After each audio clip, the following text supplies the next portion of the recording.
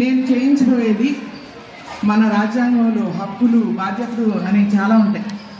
అయితే వాటిలో ఎక్కువగా అందరు హక్కుల గురించి మాట్లాడతారు, బాధ్యతల గురించి విస్మరిస్తారు. అయితే వీటితో పాటుగా మనము సంఘంలో నివసిస్తున్నాం.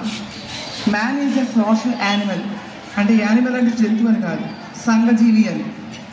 అప్పుడు వాళ్ళు ఎలా ప్రవర్తించాలి, ఇతరులతో ఎలా ప్రవర్తించాలి, ఎలా మాట్లాడాలి. వాక్ స్వాతంత్రం ఉంది కదా అనేసి మనము ఇష్టం మాట్లాడకూడదు. ఇతరులకి మనం చేసే ఏ పని అయినా కానీ ఇతరులకి కష్టం కానీ నష్టం కానీ ఇబ్బంది కానీ కలిగించని విధంగా మనం ఏదైనా ప్రవర్తించాలి. మనం చేసే పని వల్ల పర్యావరణానికి కానీ ప్రపంచానికి కానీ మన తోటి వాళ్ళకి కానీ కష్టం కలిగించకూడదు. అదే సివిక్ సెన్స్.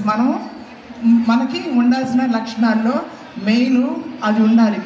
మనకి కనీస జ్ఞానం ఉండాలి. మనం ఎలాగా ఇతరులతో ప్రవర్తించాలనే దాన్ని చెప్తున్నాము. ఇవాళ కాన్స్టిట్యూషనల్ డే కాబట్టి మీకు ఈ విషయం ఖచ్చితంగా తెలుసుకోవాలి.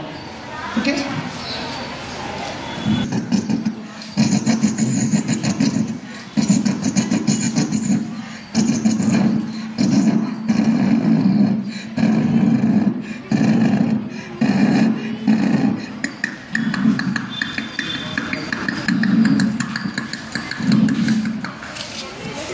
నీళ్ళు పోతున్నాయి,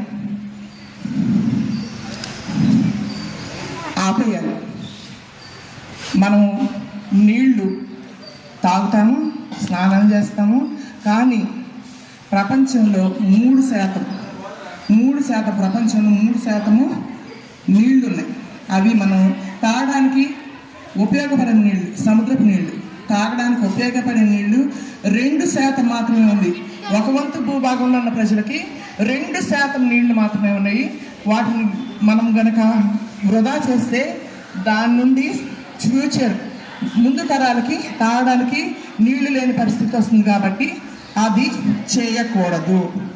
ఇది ఒక సాంఘిక బాధ్యత.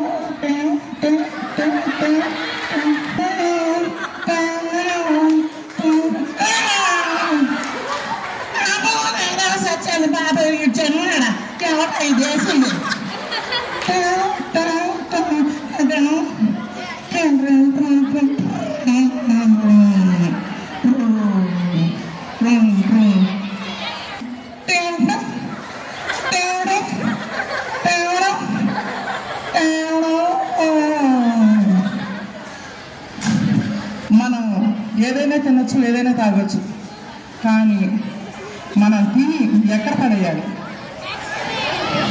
డస్ట్బిన్లో పడేయాలి, ఒక ప్రక్కన పడేయాలి. ఆ పాప తినడమే లక్ష్యంగా పెట్టుకుని తినింది, మనకేమీ అభ్యంతరం లేదు. దానివల్ల ఉపకాయం కూడా వచ్చింది. కానీ నెక్స్ట్ టైం ఏంటంటే ఆ తిని పడేసిన ఒక అరటిపండు తొక్క వల్ల అనారోగ్యంతో ఉన్న ఒక అమ్మాయి వచ్చి ఏం చేసిందంటే పడిపోయింది, కాళ్ళు ఇరిగిపోయింది. అందుకని మనం ఏదైనా తిన్నప్పుడు దాన్ని డస్ట్బిన్లోనే పడేయాలి. ఇది కూడా మన సాంఘిక బాధ్యత. అనసూయ గారు వచ్చారు.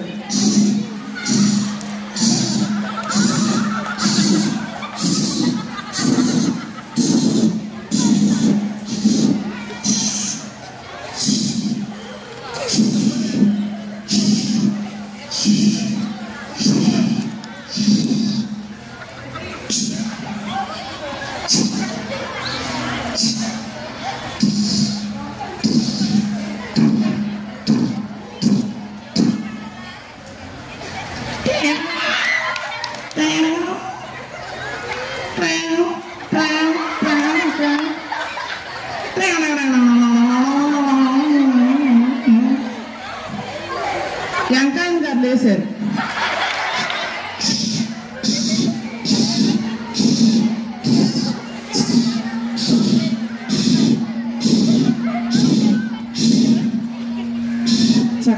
వాకిలి ఊడ్చుకుంటున్నారు. పక్కన ఆవిడ వేసింది కూడా చూశారు. ఇప్పుడు ఈవిడేం చేస్తారో చూద్దాం.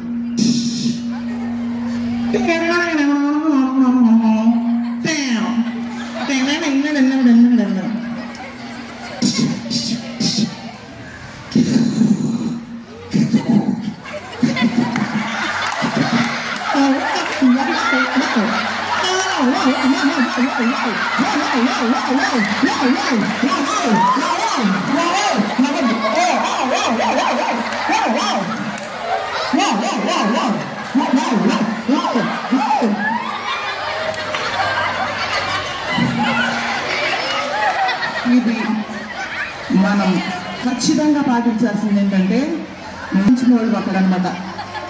అనసూయమ్మ గారు అలాగే చేస్తారు, వెంకయ్య గారు కూడా వాళ్ళ ఇంట్లో చెత్త తీసుకెళ్ళి పక్కింటి ముందు పడేశారు. దానివల్ల ఏం జరిగిందంటే గొడవలు వచ్చాయి, అనారోగ్యం వస్తుంది. మనం చేయకూడని పని ఏదంటే ఇతరులని ఇబ్బంది పెట్టకూడదు, ఏ రకంగానూ ఇబ్బంది పెట్టకూడదు.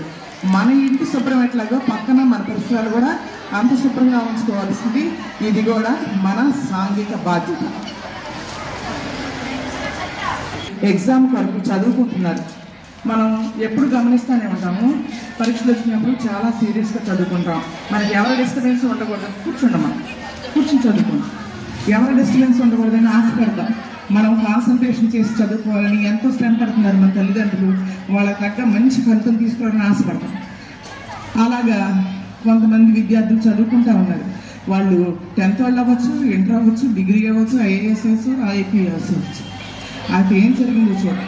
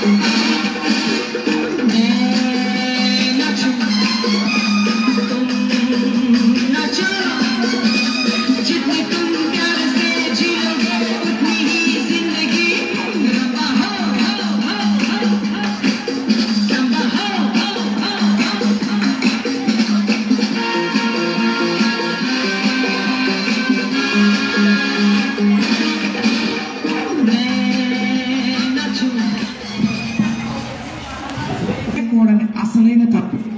ఎంతోమంది చదువుకోవడానికి ఎంతో శ్రమ కూర్చి తల్లిదండ్రులు వాళ్ళకి ఉన్న దాంట్లో నా పిల్లలు నాలాగా కూలి వాళ్ళు కాకూడదనేసి స్కూల్కి పంపిస్తూ ఉంటారు. పిల్లలు కూడా వాళ్ళ బాధ్యత ప్రకారం చదువుకుంటూ ఉంటారు. వాళ్ళను డిస్టర్బ్ చేసేటట్లుగా మనం ఇలాంటి సౌండ్లు పెట్టి డ్యాన్స్ చేసి పాటలు పాడి ఇంక ఇవే కాదు భజనలు చేసి వాళ్ళని డిస్టర్బ్ చేయకూడదు. అంటే మనం చేసే పని ఇతరులకి ఇబ్బంది కలిగించకూడదు. మనం చేసే పని ఎట్టి పరిస్థితులను కష్టాన్ని కలిగించకూడదు, నష్టాన్ని కలిగించకూడదు. ఇది మన సాంఘిక బాధ్యత. ఇవన్నీ కూడా మీరు నేర్చుకుంటారనేసి అనుకున్నాను.